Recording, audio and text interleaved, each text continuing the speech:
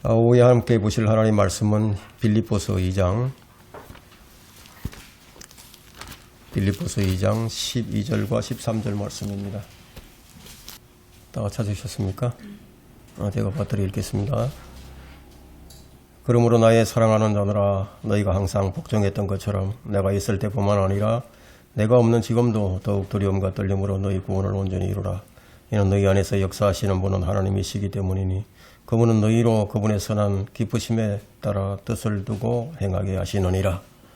자, 이 오후에 하나님 말씀, 이 말씀의 주제가, 제목이 하나님 앞에서의 양심선언입니다. 하나님 앞에서의 양심선언. 이 그리스도인은 예수 그리스도의 핏부림으로 악한 양심에서 선한 양심으로 바뀐 사람들입니다. 그래서 이 바울이 회심 후에 신앙 고백, 양심 고백을 합니다. 양심 선언을 하는데 사도행전 23장 1절에서 바울은 나는 이날까지 하나님 앞에 온전히 선한 양심으로 살아왔노라 라고 이 선언, 양심 선언을 했습니다. 베드로는 선한 양심을 가지라고 베드로전서 3장 16절에 말씀하고 있고, 그렇다면 하나님 앞에 양심 선언은 오늘 본문의 말씀과 같이 두려움과 떨림으로 자신의 구원을 드러내는 삶이 되어야 합니다. 방금 우리가 읽은 이 본문에는 너희의 구원을 온전히 이루라 이렇게 되어 있죠. 너희의 구원을 온전히 이루라. 그런데 이것은 이제 오역입니다. 영어 성경에는 work out your own salvation 이렇게 되어 있습니다. 그러니까 너희 자신의 구원을 나타내라, 드러내라 이렇게 번역하는 것이 이제 옳습니다. work out이라는 단어를 사용했기 때문입니다. 자, 우리가 구원을 온전히 이룰 수 없죠. 자신의 구원을 드러내는 것이 옳습니다. 설교자가 이 성경에서 이 오역을 좀 발견하게 되면요, 그 양심상 그것을 가지고 설교를 하지 못하게 됩니다. 근데 하나님 말씀이 아닌데 그걸 가지고 하나님의 말씀이라고 절대로 설교를 할 수 없죠. 이런 이유로 인해서 제가 이런 부분이 있으면은 두 줄을 긋고, 배너로 두 줄을 긋고, 너희 구원을 온전히 이루라, 이것을 너희 구원을 드러내라, 이렇게 나타내라, 이렇게 제가 고치라고 이렇게 얘기를 하죠. 네. 근데 어떤 사람들은 당신이 뭔데 이 성경을 고치라고 하느냐, 네가 뭔데 성경을 고치느냐라고 하면서 교회를 발칵 뒤집어 놓고 나간 자들이 이제 표준 킹제임 성경을 바꾸고는 이제 광고를 해야 됩니다. 그게 하나님 앞에서의 올바른 양심일까요?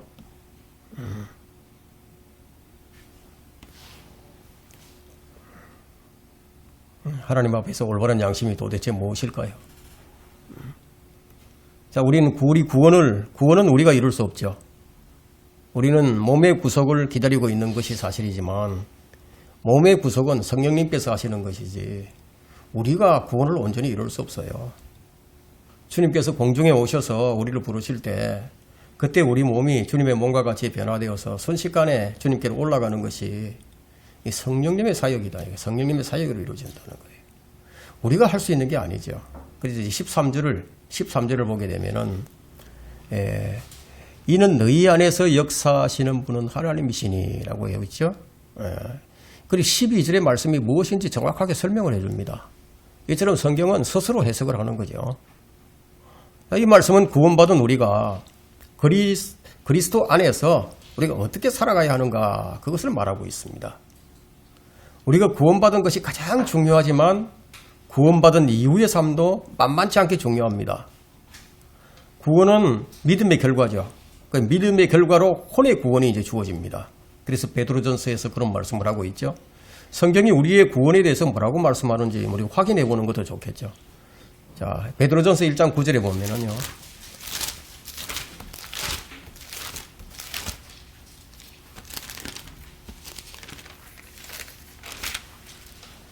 이는 너희 믿음의 결과, 곧 너희 혼들의 구원을 받음이니라. 무엇이 구원받는지 분명하게 나와 있죠. 그러니까 죄인이 주님을 나의 구주로 믿게 되면은 어떤 역사가 일어나게 됩니다. 영이 거듭나고 혼이 구원받고 하나님의 자녀가 되죠. 이런 일이 성령에 의해서 일어난다는 거예요. 구원에는 우리의 공덕이 단 하나도 없습니다.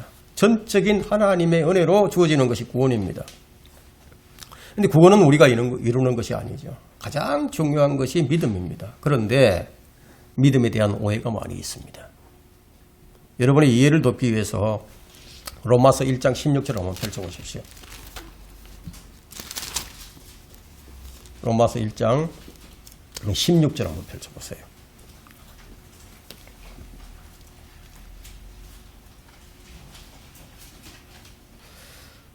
자, 16절, 17절 두 구절 봅니다.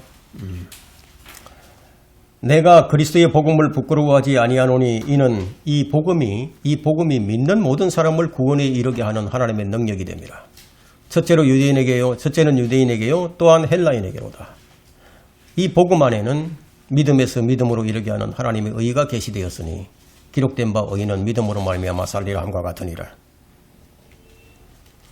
이 말씀에 따르게 되면 복음이 믿는 사람을 구원에 이르게 하는 하나님의 능력이라는 거예요. 그리고 복음 안에는 하나님의 의가 계시되어 있는데 하나님의 의가 어떻게 우리에게 전가되는지 그것을 지금 말씀하고 있습니다. 믿음에서 믿음으로 이르게 하는 것. 믿음에서 믿음으로. 어떤 믿음에서 어떤 믿음으로 이르게 하는 거죠. 그러니까 믿음에서 믿음으로 이르게 하는 것이 도대체 무엇을 말하는 것인가. 제가 자주 말씀드리지만 우리는 나의 믿음으로 하나님을 섬기는 게 아니라는 것을 말씀을 드렸습니다. 그래서 오늘 간단하게 요점만 말씀드리겠습니다. 믿음에서 믿음으로, 그럼 어떤 믿음에서 어떤 믿음으로 이르게 하는 능력이 이 복음 안에 있는 것인지 여러분 이 구절을 읽으면서 생각해 보셨습니까? 그 문맥에는요. 기록된 바 의인은 믿음으로 말미암아 살리라고 기록하고 있습니다. 기록된 바 의인은. 그렇다면 믿음에서 믿음으로 이르게 한 그 믿음으로 산다는 것인데 하박국 2장 4절을 보게 되면 의인은 자기 믿음으로 말미암아 살리라. 이거 분명하게 기록이 됩니다. 그런데 여기 로마서에는 자기를 빼고 그냥 믿음으로 말미암아 살리라 이렇게 기록하고 있죠. 자, 이것은 구약적인 믿음과 신약적인 믿음의 차이를 이제 말하고 있는데 구약 시대에는 율법 아래에 있던 유대인들은 자기 믿음으로 하나님을 섬겨야만 했습니다. 자기 믿음으로. 그런데 신약의 믿음은 자기 믿음으로 사는 게 아니에요. 구약 시대에는 창조주 하나님을 믿는 믿음으로 살아야만 했습니다. 절대자이신 하나님, 이스라엘의 하나님, 이스라엘의 구원주이신 하나님. 그래서 하나님께서 창조주이심을 이적과 기적과 표적으로 다 보여주셨습니다. 그래서 그들은 전능하신 하나님을 믿을 수가 있었습니다. 어느 민족이 그와 같은 이적과 기적과 표적을 경험한 민족이 있었습니까? 없었죠. 보이지 않는 하나님, 전능하신 하나님, 그분을 자기 믿음으로 믿어야만 했습니다. 그러나 신약에서 추가로 믿어야 할 것이 더 늘어났단 말이에요. 추가로 더해졌단 말이에요. 구약의 성도들은 사실 성령님이 계시는 것조차도 몰랐습니다. 그렇죠. 성령님이 계신 것을 몰랐지만 성령님은 계셨죠. 그렇죠? 그들은 자기 믿음으로 하나님께서 주신 율법을 지키면서 하나님께 순종하는 삶을 살아야만 했습니다. 그런데 신약에서는 지금 구약보다도 더 큰 믿음을 요구하고 있습니다. 즉 창조주 하나님이고 창조주 하나님, 그 전능하신 하나님이 사람이신 예수 그리스도라는 사실을 믿어야 된다는 거예요. 그리고 그 사람이 십자가에 달려서 죽었다가 3일 만에 다시 살아나셨다. 이것까지 믿어야 된다는 거예요. 그리고 그분의 피가 나의 죄를 제거한다. 그리고 그분이 하늘로 올라가셨어요. 그리고 다시 우리를 데리러 오십니다. 이런 것들 다 믿어야 된다는 거예요.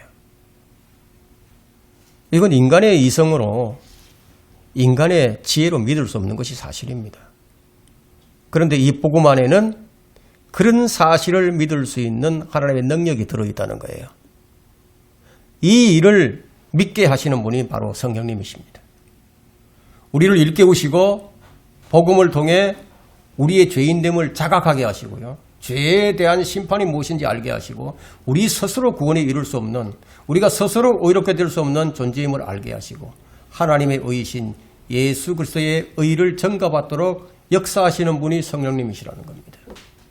즉 복음 안에는 나의 믿음에서 주님께서 주신 믿음으로 이르게 하는 능력이 있다는 거예요. 나의 믿음에서 하나님의 아들의 믿음으로. 그래서 구원받은 사람은 나의 믿음이 아닌 그리스도의 믿음으로 살게 됩니다. 그것을 갈라디아서 2장 20절이 말씀하고 있죠. 바로 하나님의 아들의 믿음으로 사는 것이라 이렇게 말씀한다는 거예요.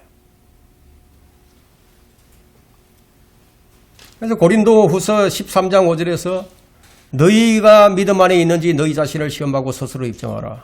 너희가 믿음 안에 있는지 무슨 말씀이죠? 그게 바로 너희가 예수 그리스도 안에 있는지 바로 그 말이죠. 정말 너희가 그리스도 안에 있는지 스스로 입증하는 게 바로 오늘 이 본문이 말씀하고 있는 너희 자신의 구원을 드러내라는 겁니다. 온전히 드러내는 사람도 있고 적장이 드러내는 사람들도 있습니다. 요한과 바울 같은 사람은 온전히 믿음을 드러낸 사람이었죠. 그런데 예수 그리스도께서 내 안에 계신 것을 잘 모르고 있다면 구원받지 못한 것이란 말씀입니다. 그런 말씀을 하고 있는 겁니다. 구원받지 못했다. 그러니까 진짜와 가짜를 구분하는 가장 좋은 방법이 바로 이거죠. 내 안에 예수 그리스도가 계시는지 안 계시는지. 우리는 가끔 언론을 통해서 양심 선언을 들을 때가 있습니다.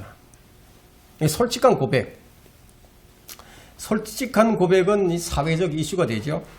그들의 용감한 행동에 찬사를 보내기도 합니다. 만일 여러분이 하나님 앞에서 양심 선언을 한다면 그 양심 선언이 무엇이 되어야 할까요? 믿음의 정도에 따라서 다 다르겠지만 우리의 양심 선언은 하나님의 은혜를 좀 소중하게 생각하지 못했던 것, 그것이 되어야 하지 않을까요? 여러분 하나님의 은혜를 얼마만큼 생각하고 있습니까? 과연 나는 하나님의 사랑과 주 예수 그리스도의 십자가의 보혈의 은혜를 과연 얼마의 가치로 여기고 있을까? 과연 나는 이 문제에 있어서 양심의 결백을 이야기할 수가 있을까? 혹시 이런 건 아닐까요? 나의 머리는 하나님의 은혜와 십자가의 사랑을 말하고 있지만 마음은 닫혀 있지 않습니까? 그렇다면 마음의 문을 열지 못한 것이죠. 다윗 왕의 처절한 외침이 있었어요. 바울의 처절한 몸부림이 있었습니다. 하나님을 향한 불타는 양심의 고백과 참여하는 마음이 있었어요. 그리고 그 크신 하나님의 사랑에 기대는 믿음, 과연 그런 믿음이 내게 있는 것인가 하는 거예요. 오늘 본문의 말씀은 구원받은 사람이 지속해서 믿음에 거하지 못하고 그리스도 안에 거하지 못하고 성령을 따라 살지 못하고 그걸 확인해 보라는 말씀이에요. 이 본문은 구원받은 사람이 주 안에서 산다는 게 뭔지, 신앙은 한결같이 믿음 안에 거해야 한다는 것을 지금 말하고 있습니다. 지금은 성령의 시대입니다. 지금은 은혜가 계속되는 시대지만 그러나 이제 곧 대환란으로 들어가게 되면은 고통 중에 있을 거예요. 우리는 지금 그 전조증상을 보고 있습니다. 지금은 예수 그리스도의 이름에 무릎 꿇지 않은 사람들이 많이 있지만 이제 얼마 지나지 않으면 모든 사람이 그분의 이름 앞에 무릎을 꿇게 될 날이 오게 될 겁니다. 본문 10절과 11절에 이에 대한 말씀이 기록이 되어 있죠. 빌립보서 2장 10절과 11절에 하늘에 있는 것이나 땅 위에 있는 것이나 땅 아래에 있는 것이나 모든 무릎을 예수의 이름에 꿇게 하시고 모든 혀가 예수 그리스도를 주라 시인하여 하나님 아버지께 영광을 돌리게 하셨느니라 해요. 하나님께서 모든 무릎을 예수의 이름에 꿇게 하실 것이라는 겁니다. 지금 무릎을 꿇지 않는 사람은 주님 앞에 무릎을 꿇을 수밖에 없는 날이 오게 될 겁니다. 요즘은 참 가식적인 사람들이 많이 있습니다. 그냥 밖으로 드러내는 모습이죠. 이전에 밖으로 드러나는 모습 이전에 주님 앞에 무릎을 꿇고 기도하기 이전에 마음이 주님 앞에 먼저 꿇려져야 합니다. 마음이 먼저 복종이 되어야 된다. 이게. 그냥 겉으로만 하는 행동은 거짓이죠. 여러분이 구원받았다면 참으로 마음에 주님이 주인이 되셨다면 그럼 이미 주님께 무릎을 꿇은 거예요. 그러나 구원받지 못한 사람은 뭐 이 말씀이 지금 무슨 말씀을 하는 것인지 도무지 알아듣지 못하죠. 구원받고 끝없는 사람만이 이 말씀을 이해할 수 있습니다. 여러분 마지막 심판의 자리에 누가 있을까요? 마지막 심판의 자리에 많은 사람들이 있겠지만 그들 중에는 철학자들이나 정치인들이나 종교인들이나 과학자들, 꽤 유명했던 자들이 다 모여 있을 겁니다. 최고의 선한 모습을 보여준 자들이 그 자리에 있을 거예요. 옷값을 깨뜨리는 그 현장에서 가난한 자들에게 그 향료를 팔아서 주었더라면 라고 말을 했던 유다 이스카리옷은 최고의 선한 모습을 보여주었지만 그는 가짜였어요. 가짜였습니다. 그는 자기가 저지른 죄로 양심의 가책을 받아서 고민을 한 나머지 자살로서 생을 마감한 사람이었습니다. 자신의 양심의 소리에 끝까지 자신이 책임지려고 했죠. 예? 자신의 양심의 소리에 자신이 책임진다. 대단해 보이죠. 자신의 죄에 대한 자신의 책임이 얼마나 강한지. 자신이 책임을 지고 스스로 생을 마감해버립니다. 자기의 불이익을 감수하면서 양심의 자유를 찾는 사람들이 가끔 화제가 되기도 하지만 뭐 몇 날 며칠 뭐 몇 달 자책을 하다가 뭐 아무 일이 없었다는 듯이 잘 먹고 잘 살겠죠.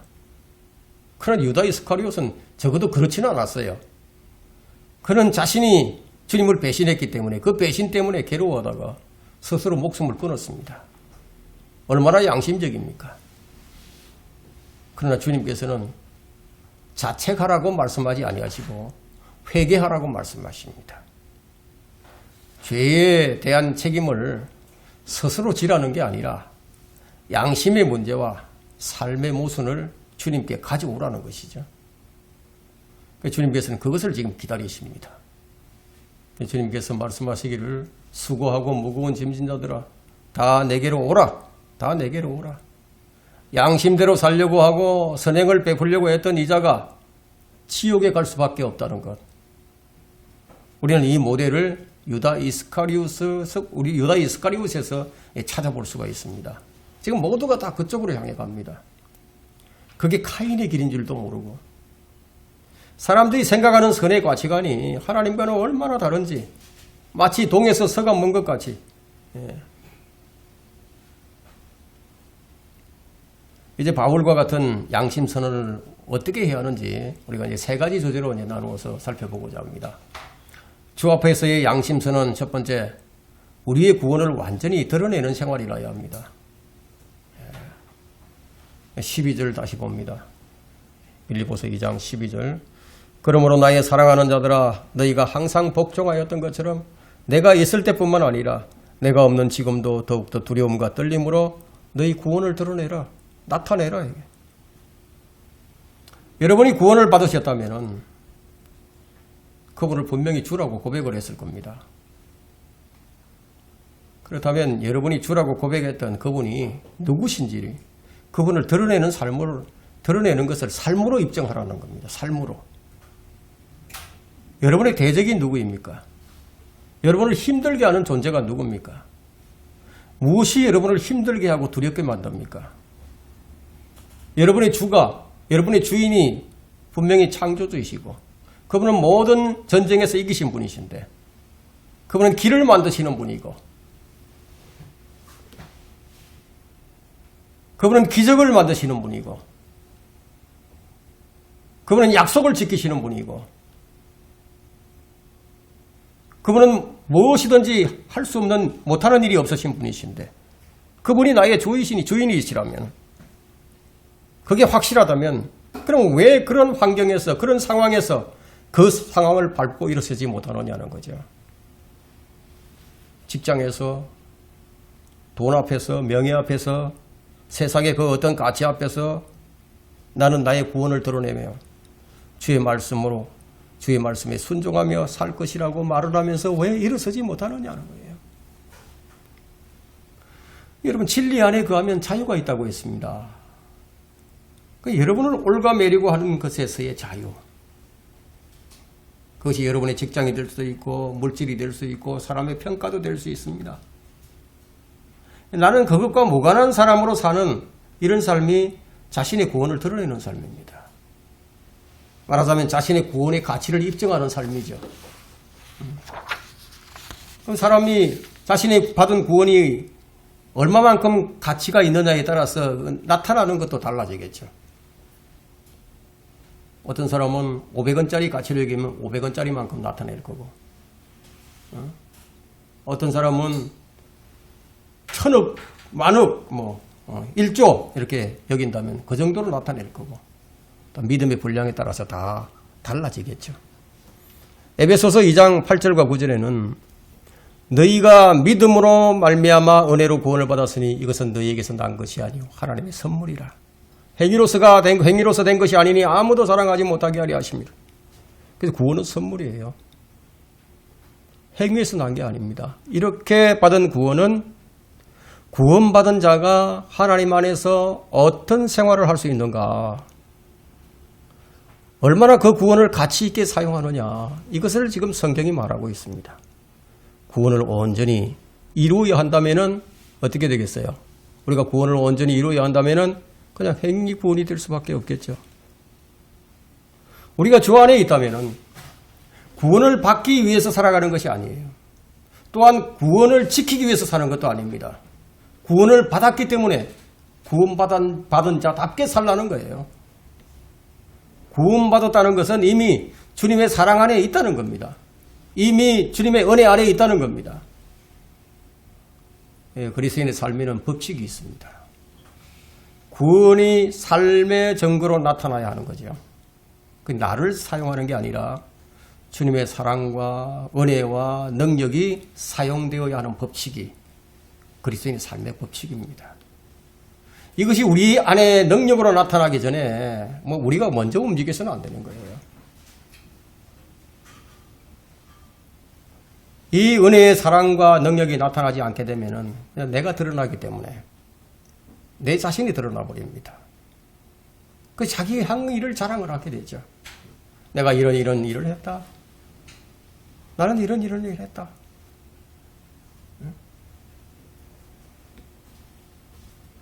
주님보다 먼저 나서는 것은 종교행위예요. 그럼 우리는 어떻게 살아야 하는가? 바울은 이렇게 말합니다. 골로새서 2장 7절 한번 보세요.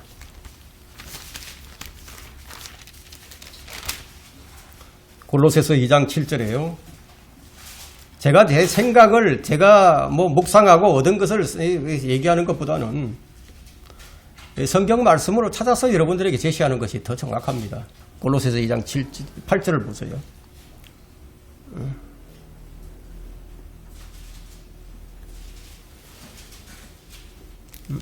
에베소서입니다. 죄송합니다. 에베소서 2장 8절.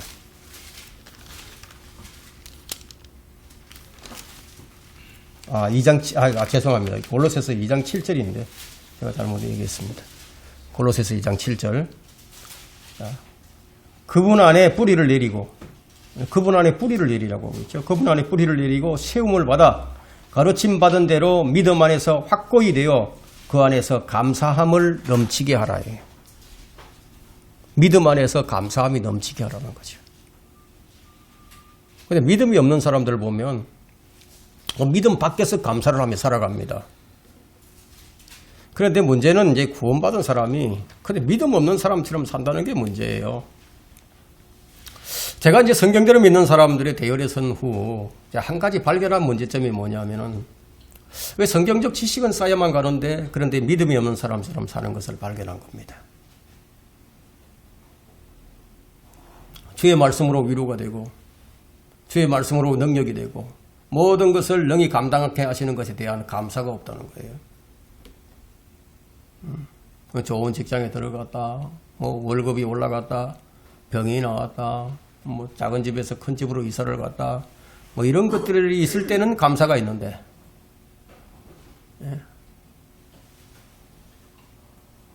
모든 일에 감사하라고 그랬는데 모든 일에는 없어요. 주님 안에 아파트가 있습니까?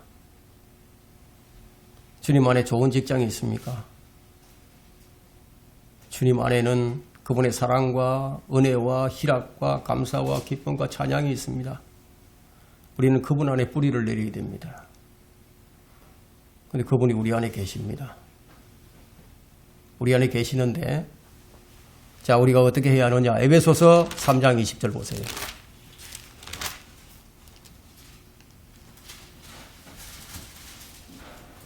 우리 안에 역사하시는 분이 계십니다. 그분이 우리 안에 계시는데 에베소 3장 20절 보니까 이제 우리 안에서 역사하시는 능력을 따라, 우리 안에서 역사하시는 능력을 따라 우리가 구하는 것이나 생각하는 것보다 훨씬 풍성하게 행하실 수 있는 그분께 우리 안에서 역사하시는 분, 이것이 핵심이에요. 여러분, 큰 항공모함이 있죠. 큰 항공모함, 핵 항공모함이 있습니다. 그 항공모함이 핵융합이 일으키는 힘으로 움직여갑니다. 그러니까 어떤 파도도 어떤 바람도 무관해요. 우리는 이 돛담배를 탄 자들이 아닙니다. 그리스도인들이 주 안에서 누리는 풍성함은 결코 형편과 상황으로 핑계할 수 없는 그런 능력이에요. 혹 건강이 나빠질 수도 있지만 그것 주님하고 주님을 섬기는 것하고는 무관합니다. 가정에 문제가 있을 수 있지만 그렇다고 찬송을 끊지는 못할 겁니다. 사업이 망할 수도 있지만 그 어려운 상황에서도 주님을 높이는 그분의 위대하심을 높이는 찬양은 지속되어야만 합니다. 이것이 그리스도인 안에 있는 능력이에요. 주님은 우리 안에서 역사하시는 분이에요. 그래서 그리스도 안에 있는 자들은 결코 핑계할 수 없어요. 그분은 우리 안에서 역사하시는 능력입니다. 우리는 이러한 삶을 살 수 있는 모든 준비가 된 사람들인데도 불구하고 왜 이렇게 살지 못하는지 이것에 대한 양심선언이 있어야 합니다. 내게 능력 주시는 그리스도를 통하여 내가 모든 것을 할 수 있느니라. 이 모든 것이 무엇이죠? 훨씬 더 풍성하게 행하실 수 있는 그 능력이 뭐죠? 세상 것들을 얼마나 많이 얻느냐의 풍성함이 아니라 오히려 그것들을 배설물로 여길 줄 아는 풍성함을 말하고 있죠. 혹 주님 앞에서의 삶이 힘들고 어려운 처지에 놓여있지 않습니까? 두려워하지 마십시오. 주님께서 여러분을 붙들고 이끌어 가시는 삶에 대해서 두려워할 필요가 없어요. 근데 왜 두려워하죠? 주님 믿는다는 게 뭐죠? 그분을 의지하는 거죠. 그분을 신뢰하는 거죠. 여러분의 모든 필요를 그분에 의해서 얻는 거예요. 이 필요는 욕심을 채우라는 얘기가 아닙니다. 이 필요는 탐심을 얘기하는 게 아닙니다. 하나님께서는 여러분의 모든 필요들을 채워주신다고 약속을 주셨어요.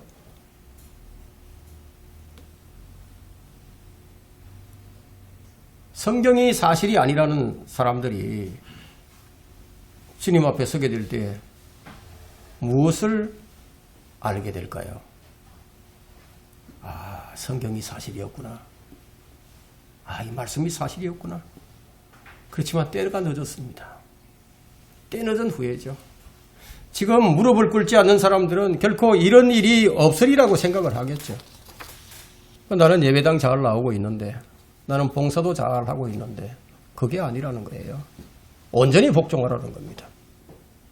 그분께 무릎을 꿇는 게 복종이에요. 그것은 내 머리에서 나오는 그 모든 것에 대한 부인입니다. 자기 부인이죠. 우리가 이 땅에서 사는 동안 많은 어려움이 닥칠 겁니다. 그렇지만 하나님께서는 우리 안에서 역사하십니다. 여러분 이걸 믿으세요? 네, 내 안에서 역사하고 계신다는 걸 믿으세요?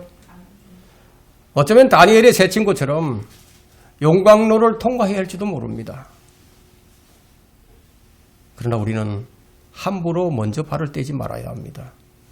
반드시 주님께서 함께 가신다는 확신이 없는 한은 발을 떼지 않아야 한다는 거예요. 주 안에서의 양심선언 두 번째, 항상 주 안의 형제들을 향하여 나의 사랑하는 형제들아, 나의 사랑하는 자들아 라는 고백이 있어야 합니다. 12절에서 나의 사랑하는 자들이라고 얘기하고 있죠. 나의 사랑하는 자들아. 우리는 형제들에게 이런 고백을 해야 합니다. 우리가 왜 형제들을 사랑하게 되었죠? 주님께서 그를 사랑하시니까. 주님께서 내 옆에 앉아있는 사람을 사랑하시니까. 내가 없는 지금도, 내가 없는 지금도 하고 본문에서 얘기하고 있습니다. 바울이 내가 있을 때뿐만 아니라 내가 없는 지금도. 만일에 빌립보 교인들이 사도 바울이 있을 때만 복종했다면 그건 바울을 두려워한 것이지 하나님을 두려워한 게 아니죠. 바울이 그들에게서 떠나 있었지만 그들이 해야 할 일이 무엇이죠? 자신의 구원을 두렵고 떨림으로 온전히 나타내는 거다. 그렇게 해야만 하는 이유가 무엇인가 하면 바로 내 안에 지각을 초월하시고 시공을 초월하시는 하나님이 계시기 때문이다. 다시 말하면 바울의 뜻이 아니라 바울이 있고 없음이 중요한 게 아니라 감사하는 마음이 내게 감사하는 사람이 있는 게 중요한 게 아니라 더 중요한 거는 너희 안에 주님이 계시느냐 이거죠. 너희 안에 주님이 계시느냐. 너희 안에 주님이 계시니까 나는 너희를 사랑한다는 거예요. 우리가 주님을 참으로 사랑한다면 우리가 처한 곳이 어느 곳이든지 간에 주님이 주신 구원을 드러내는 게 좋지 않겠느냐 라고 지금 바울은 이렇게 권면을 합니다. 우리의 삶이 그분의 선한 기쁘심의 뜻을 따라서 사느냐 하고 질문을 하는 겁니다. 내가 기뻐하는 것, 내 뜻이 어떠하든지 간에 내 안에 주님이 계신다면 주님의 기쁘심에 따라 뜻을 두고 행할 것이라는 얘기예요. 근데 문제는 이것이 하나님의 기쁘심의 뜻인지 아니면 내 뜻인지 이 성숙하지 못한 그리스도인들은 이해를 못해요. 그냥 자기가 뜻을 세우고 자기 계획에 따라서 어떻게 하면 내가 이걸 이룰 수 있을 것인가 하고 수단만을 찾아다니죠.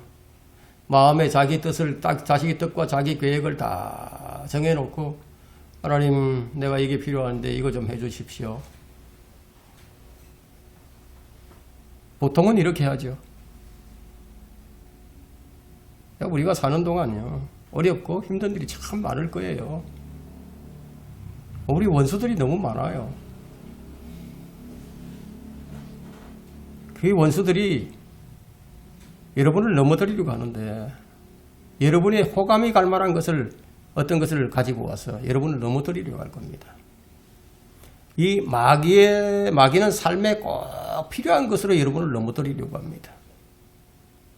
그렇지만 우리는 핑계할 수 없습니다. 왜냐하면 그리스도가 우리 안에 계시기 때문에. 주님이 우리 안에 계신다.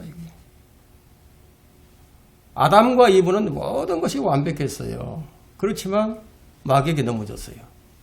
그러나 우리 주님은 모든 것이 없는 상황에서 하나님의 말씀으로 마귀를 물리쳤습니다. 형편이 어렵고 힘든 상황 속에서 극도로 조심해야 됩니다. 왜냐? 마귀는 그런 현장에서 그 절실함을 채워주겠다고 다가오기 때문이에요. 그래서 성경은 정신을 차리고 깨어있으라. 모든 영을 분별하라. 주님께서 네가 이겼다고 말씀하지 않으신데 네가 이겼다. 문제없다. 가라. 이렇게 말씀하지 않는데 야곱은 에서를 만날 수가 없었습니다. 두려움에 떨어야만 했었습니다. 그때 하나님 예수님께서 우리 주님께서 뭐라고 위로를 주시죠? 하나님께서 내가 너와 함께한다. 두려움을 물리쳐 주죠. 함께한다. 우리가 실패할 수밖에 없다면 그건 주님께 우리가 의지하지 아니하고 자신이 하기 때문입니다. 주 안에서의 생활은 반드시 형제 사랑으로 드러나게 됩니다. 여러분들이 그 누구라도 여러분이 원수가 없어야 돼요. 형제를 원수처럼 여기면 안 됩니다. 우리하고 같은 교리를 가지고 같이 가지 않는다 할지라도요. 그들을 원수처럼 여기면 안 돼요. 오히려 성경은 형제로서 권면하라. 가까이 하지 말고 그렇게 하더라도 형제로서 권면하라고 얘기합니다. 주 안에서의 생활 세 번째는 우리 안에서 역사하시는 분의 뜻을 따라 행하는 것입니다. 13절을 보세요. 이는 너희 안에서 역사하시는 분은 하나님이시기 때문이니 그분은 너희로 그분의 선한 기쁘심에 따라 뜻을 두고 행하게 하시느니라. 우리가 이렇게 하려면 반드시 주 안에 거해야 한다는 거예요. 반드시 주 안에 있어야 한다는 거예요. 내 안에 거하라. 그리하면 나도 너희 안에 거하리라. 가지가 포도나무에 붙어 있지 아니하면 스스로 열매를 맺을 수 없듯이 너희도 내 안에 거하지 않으면 역시 그렇게 되리라. 내 안에 거하라고. 그리하면 하고 나도 내 안에 거할 것이다. 이런 말씀을 하고 있죠. 내 안에 거하라는 말씀이 무슨 뜻이죠? 주님과 함께 공감하고 주님과 함께 공유할 수 없는 그런 일들은 하지 말라는 거죠. 자, 우리가 자식을 사랑해야 하고요. 직장도 다녀야 하고요. 사업도 해야 합니다. 그러나 주님 안에 거하라는 그 말은 주님과 함께 공유할 수 없는 그런 상황은 만들지 말라는 그런 뜻이 있다는 거예요. 스스로 주인이 되지 말라 그런 말이죠.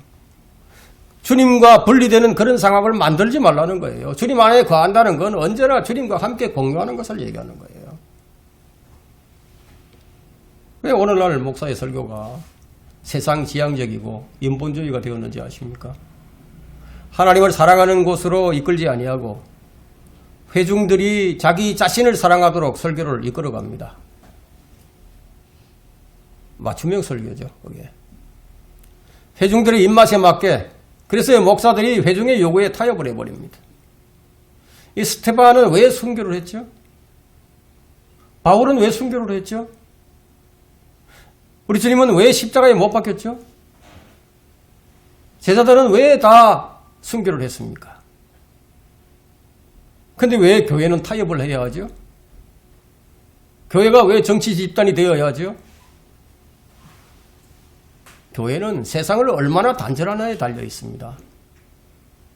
교회가, 설교가 사람의 비율을 맞추는 곳이 되어버렸죠. 이 상업주의는 사람들의 인기를 끌면 되는 거예요. 그러나 우리 주님은 이 세상이라는 곳에서 죄인들을 불러낸 다음에 이 세상을 불로 태워버리신다는 거예요. 지금은 노아의 날들과 같습니다. 노아의 날에 대한 분명한 조명이 있습니다. 주님께서 오실 날이 가까웠는데 근데 시집가고 장가가고 먹고 마시고 돈 벌고 이 땅에서 무엇인가 하고자 하는 그런 일밖에 없죠. 언제까지 그렇게 하죠? 방주의 문이 딱 닫힐 때까지. 오늘 주님께서 우리를 부르신다 해도 그들의 관심은 무엇일까요? 무엇을 먹을까? 무엇을 입을까? 그것 외에는 없다 이거예요. 오늘날의 성도들은요. 롯과 같습니다. 롯은 자기가 사는 소돔성의 죄악상을 보면서 괴로워했습니다. 너무너무 보니까 괴로워요. 모든 이 부정과 불법, 모든 불의가 판을 치고 있다 이게. 근데 그의 혼은 괴로워 죽을 지경인데도 근데 그것을 벗어나지 못해요. 구원받은 성도가 세상을 보면서 느끼는 것이 뭐냐? 혼의 괴로움이에요. 이제 이 세상만이 아니라 교회를 보면서도 이제 성도들은 혼의 괴로움을 느끼게 할 지경에 이르렀습니다. 교회가 하나님의 뜻대로 하지 않는 모습을 보면서 괴로워합니다. 몹시 괴로워합니다. 구원받은 혼이 확실하다면 이런 느낌을 받을 거예요. 교회가 진정한 회개를 가르치지 않는다면, 회개에 합당한 열매가 보이지 않는다면,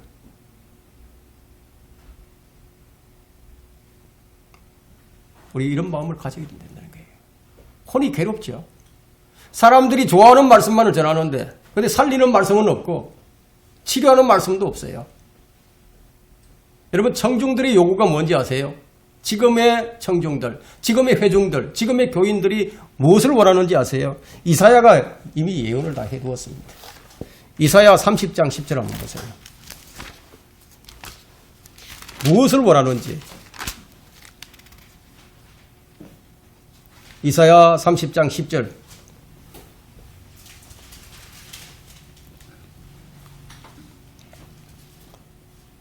그들이 선견자들에게 말하기를 보지 말라 하고 선지자들에게 말하기를 우리에게 올바른 일들을 예언하지 말라.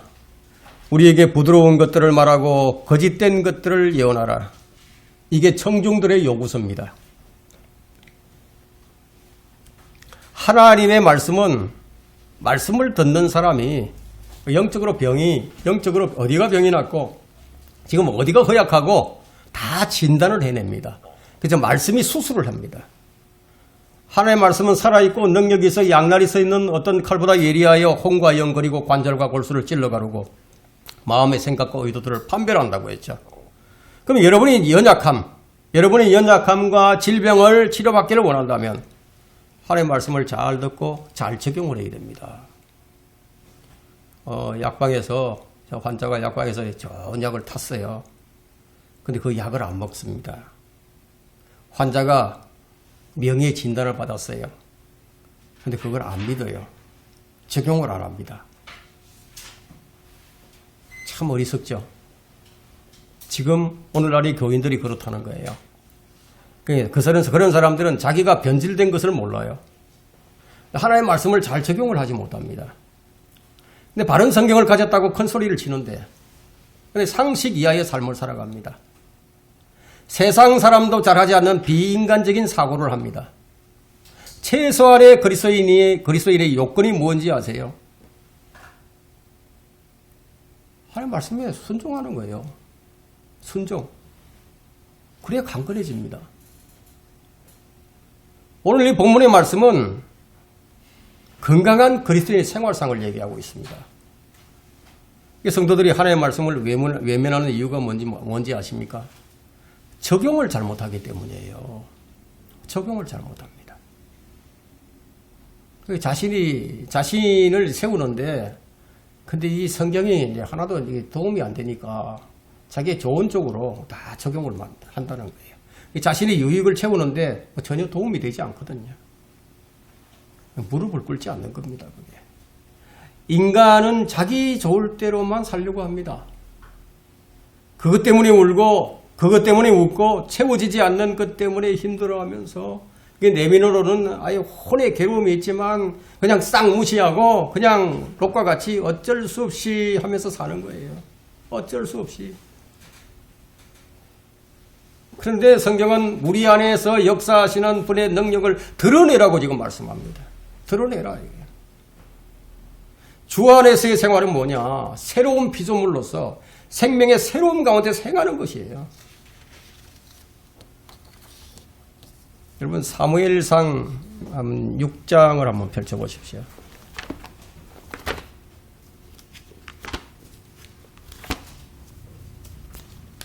사무엘상 6장을 보면은 믿지 않는 이방인들보다도 못한 유대인들을 보게 됩니다. 지금 이 시대에 믿지 않는 불신자보다도 못한 믿는 자들을 봅니다. 사무엘상 6장 7절 봅니다. 7절 6장 7절 보세요.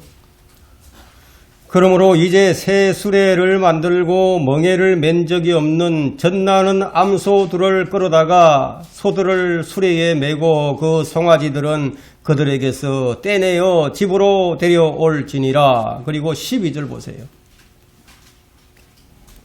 그 암소들이 벳세메스의 길로 가는 고든 길을 택하여 대로를 따라가며 갈 때 울면서도 오른편이나 왼편으로 돌이키지 아니하니 필리스티아인들의 군주들이 벳세메스 경계까지 그들을 따라가니라.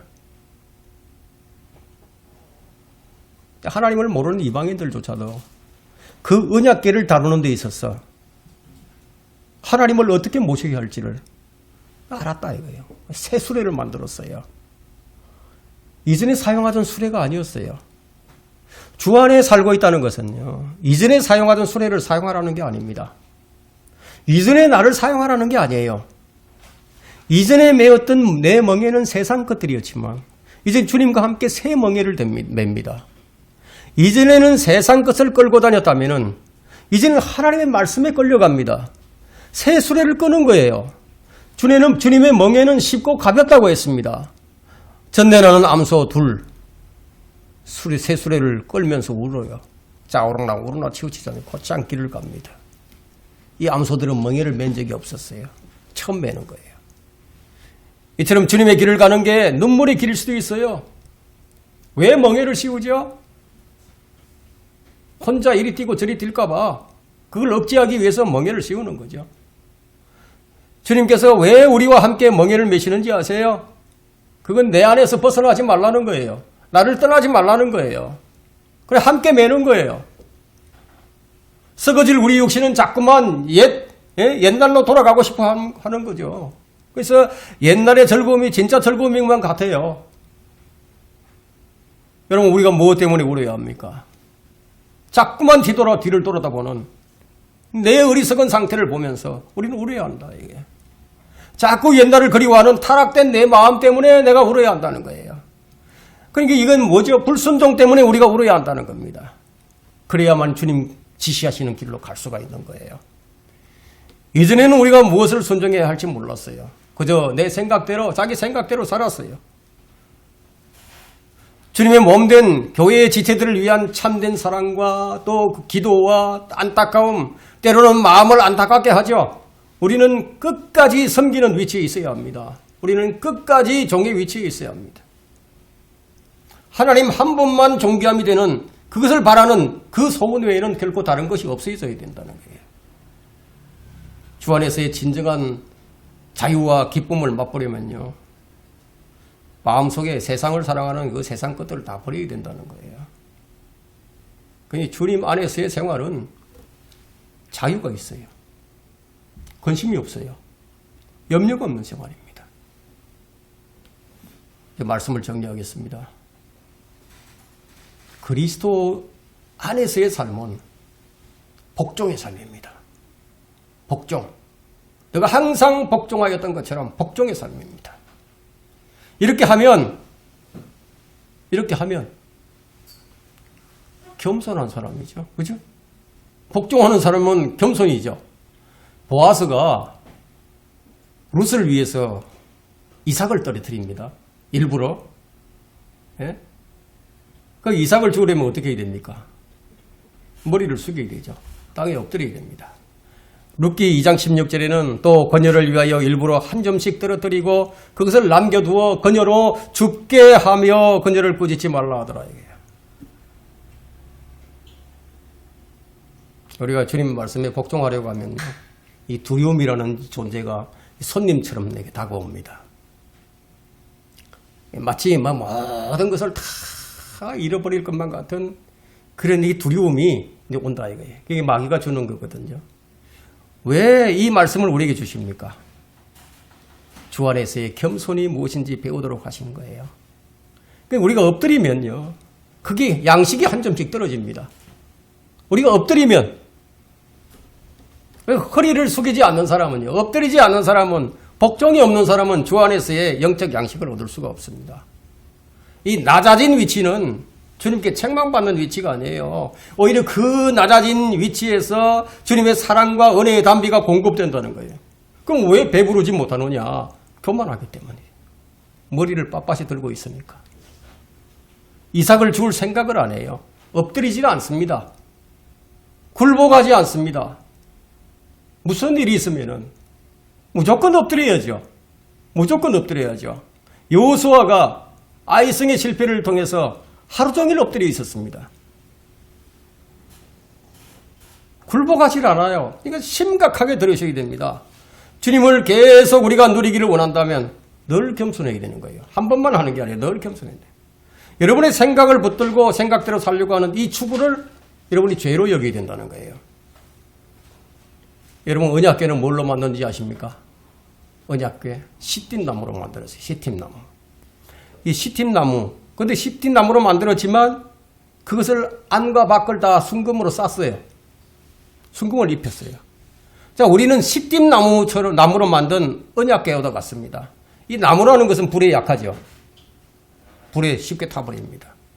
그러나 순금으로 입혔다면 능히 불을 이길 수 있죠. 주 안에서의 생활, 주 안에서의 생활, 주님의 역사를 거부하지 말라는 거예요. 우리 안에 성령께서 계신다 이거예요. 거부하지 말라는 겁니다. 주께서 여러분 안에 능력으로 계십니다. 그래서 그리스도인은 그분의 능력으로 사는 거예요. 주님께서 참으로 여러분 안에 주인으로 계신다면 그분이 지시하시고 그분이 일을 하실 거예요.